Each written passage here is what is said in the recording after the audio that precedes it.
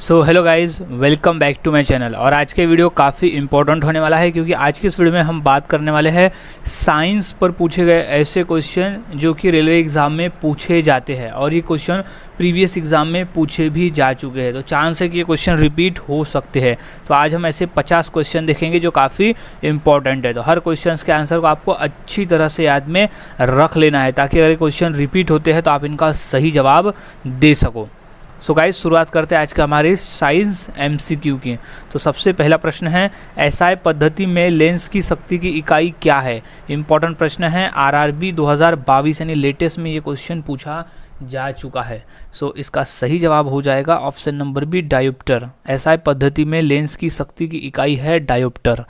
Next question है, Newton के पहले नियम को क्या कहा जाता है, यानी उन्हें और दूसरे नाम से क्या कहा जाता है? तो आरआरबी 2006 का ये प्रश्न है, तो इसका सही जवाब हो जाएगा ऑप्शन नंबर बी, जड़त्व का नियम।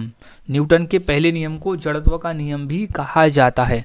नेक्स्ट क्वेश्चन है, रॉकेट की कार्यप्रणाली किस सिद्धांत पर आधारित होती है? आरआरबी 2002 में ये प्रश्न पूछा था। सो इसका सही जवाब है ऑप्शन नंबर ए, न्यूटन की तृतीय नियम यानी थर्ड लॉ ऑफ मोशन पर आधारित होती है रॉकेट कार्य की प्रणाली का सिद्धांत। नेक्स्ट क्वेश्चन, किस तापमान पर जल का घनत्व अधिकतम होता है? आरआरबी 2009 का ये प्रश्न है। सो इसका सही जवाब हो जाएगा option number D, 4 degree Celsius पर जल का घनत्व है, जो जल की डेंसिटी है वो सबसे ज़्यादा होती है। अच्छी तरह से याद रख ले, क्वेश्चन रिपीट हो सकता है। नेक्स्ट क्वेश्चन, वायुमंडल में बादलों के तैरने का क्या कारण है? आरआरबी 2003 में ये प्रश्न पूछा जा चुका है। सो इसका सही जवाब हो जाएगा ऑप्शन नंबर बी, निम्न घनत्व यानी लो डेंसिटी की वजह से वायुमंडल में बादलों के तैरने का वो एक कारण है, क्योंकि उसकी डेंसिटी कम होती है। नेक्स्ट क्वेश्चन है, हम दलदली सड़कों पर क्यों फिसलते हैं? आरआरबी 2004 में ये प्रश्न पूछा था। सो इसका सही जवाब है ऑप्शन नंबर सी, घर्षण की कमी की वजह से हम दलदली सड़कों पर फिसलते हैं। नेक्स्ट क्वेश्चन, पेंडुलम को चंद्रमा पर ले जाने पर उसकी समयावधि में क्या फ़र्क आएगा? आरआरबी 2008 में ये प्रश्न पूछा था। सो इसका सही जवाब हो जाएगा ऑप्शन नंबर डी, बढ़ेगी। पेंडुलम को चंद्रमा पर ले जाने पर उसकी समयावधि जो है वो बढ़ जाएगी। नेक्स्ट क्वेश्चन है, वर्षा की बूंद का आकार गोलाकार किस कारण से हो जाता है? आरआरबी 2020 में ये प्रश्न पूछा गया था। सो इसका सही जवाब है ऑप्शन नंबर बी, पृष्ठ तनाव, यानी होता है इसका नाम सरफेस टेंशन। पृष्ठ तनाव के कारण वर्षा की बूंद का आकार गोलाकार होता है। नेक्स्ट क्वेश्चन, कोई भी नाव डूब जाएगी यदि वह पानी हटाती है अपने? आरआरबी 2018 का ये प्रश्न है, तो इसका सही जवाब हो जाएगा आयतन के बराबर। अगर अपने आयतन के बराबर नाव पानी हटाती है तो वह डूब जाएगी। नेक्स्ट क्वेश्चन, महान वैज्ञानिक आर्किमिडीज किस देश से संबंधित थे? आरआरबी 2017। सो इसका सही जवाब है ऑप्शन नंबर डी, ग्रीस से। महान वैज्ञानिक आर्किमिडीज जो थे वो ग्रीस देश से संबंधित थे।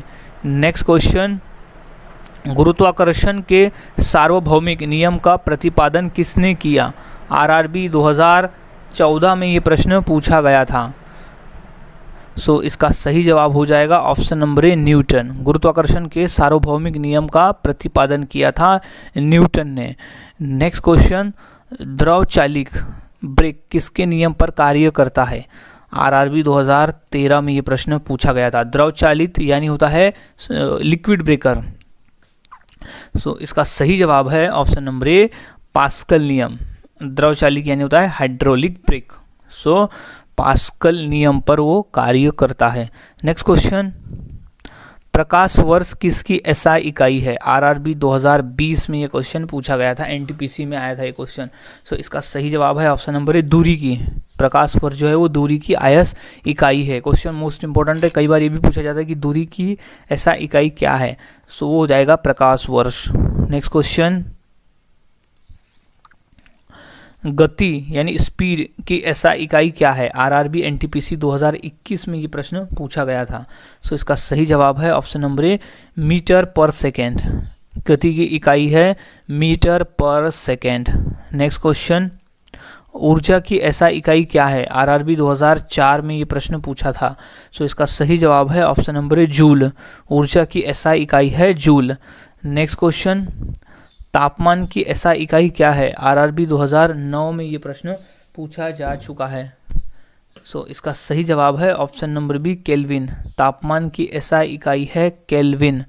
नेक्स्ट क्वेश्चन, विद्युत मात्रा की ऐसा इकाई क्या है? आरआरबी 2003 में ये प्रश्न पूछा गया था। सो इसका सही जवाब हो जाएगा ऑप्शन नंबर ए एम्पियर। विद्युत मात्रा की जो ऐसा इकाई है वो होती है एम्पियर। नेक्स्ट क्वेश्चन, लंबाई की ऐसा इकाई क्या है? आरआरबी एनटीपीसी 2022 में ये प्रश्न पूछा गया था। सो इसका सही जवाब है ऑप्शन नंबर डी मीटर। लंबाई को मीटर में मापा जाता है, उसकी ऐसा इकाई होती है मीटर।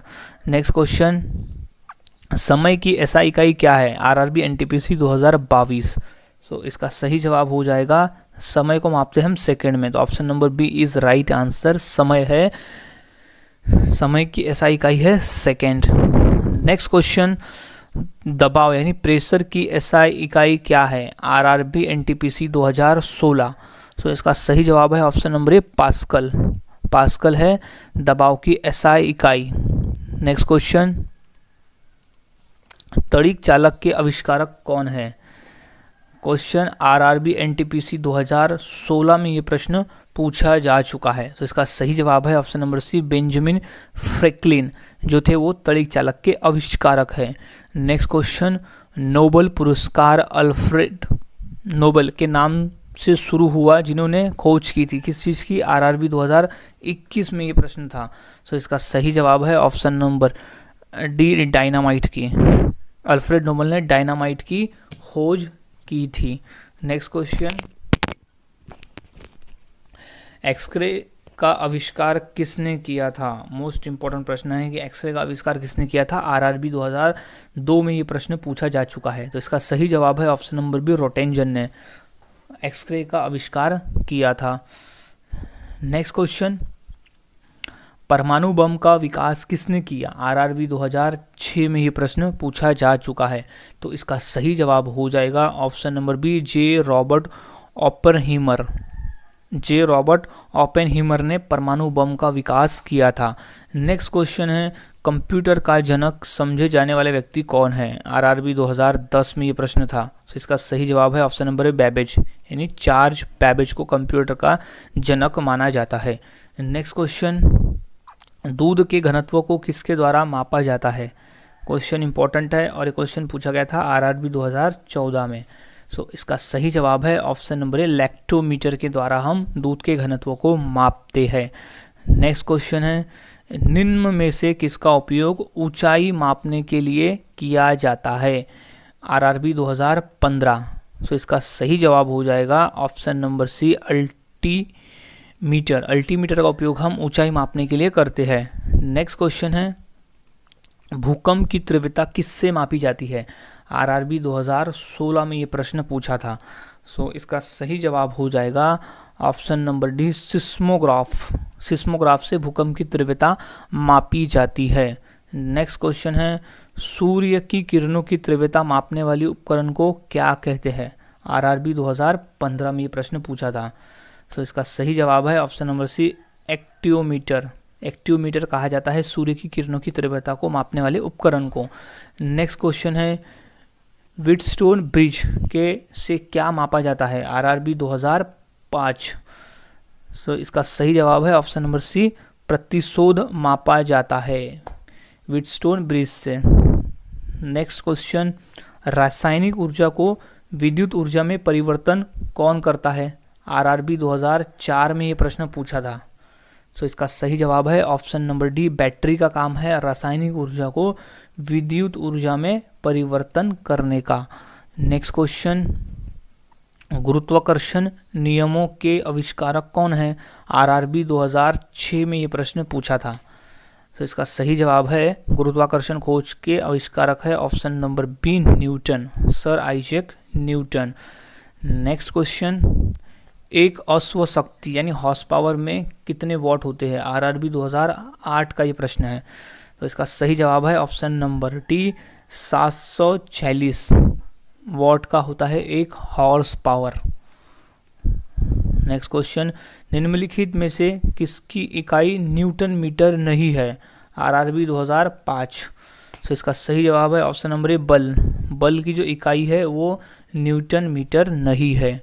नेक्स्ट क्वेश्चन, विकिरण पायरोमीटर में से कितना तापक्रम नापा है?